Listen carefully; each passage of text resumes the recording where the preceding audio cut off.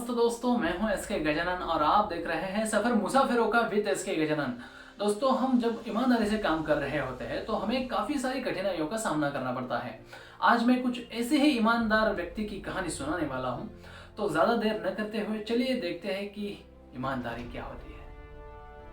एक बाजार में एक भिखारी चल रहा होता है और उसको रास्ते में एक चमड़े का बटुआ मिल जाता है जिसमें 100 अशरफियाँ होती है, यानी कि 100 सिक्के होते हैं।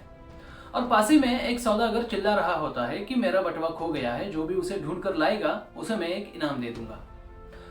तो फिर क्या था, ये भिखारी बड़ा ही ईमानदार निकला। ये बटुआ लेकर उस सौदागर के पास चला गया और सौदागर को कहा कि ये रहा आपका बटुआ और अब मुझे मेरा इनाम दे दीजिए। उस सौदागर ने अशरफियाँ गिनते हुए कहा कि क्या इनाम? इसमें तो 200 अशरफियाँ थी, तुम तो 100 ही लेकर आ गए, मतलब 100 तुमने तो पहले ही चुरा ली है और ऊपर से इनाम भी मांग रहे हो।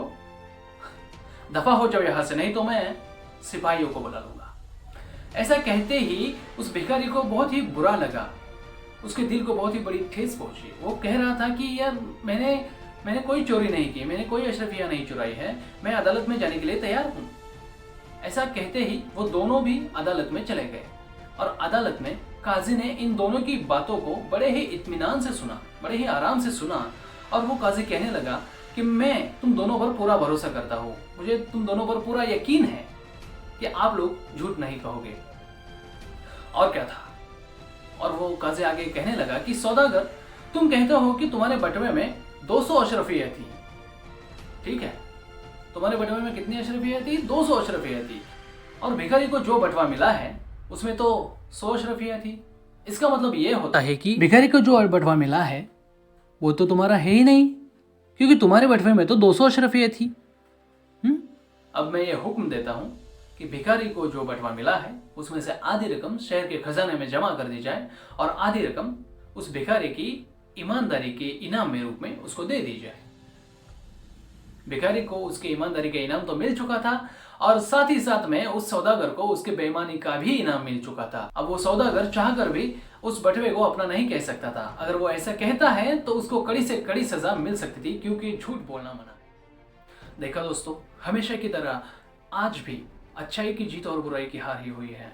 भले ही आपको अच्छाई में कुछ कठिनाइयाँ आए, लेकिन जब आप किसी मुकाम पर पहुंच जाते हैं तो वहाँ का जो फल होता है, वहाँ का जो अनुभव होता है, वो इन सारी कठिनाइयों के परे होता है जो भी आपने सही है।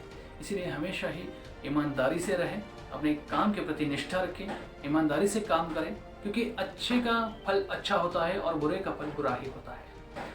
और इसी के साथ हम यहीं पर रुकते हैं। और आपको अभी क्या करना है, ये कहानी आपको पसंद आती है तो एक लाइक ज़रूर करना है। उसी के साथ ये कहानी कैसी लगी ये मुझे कमेंट बॉक्स में ज़रूर बताना है।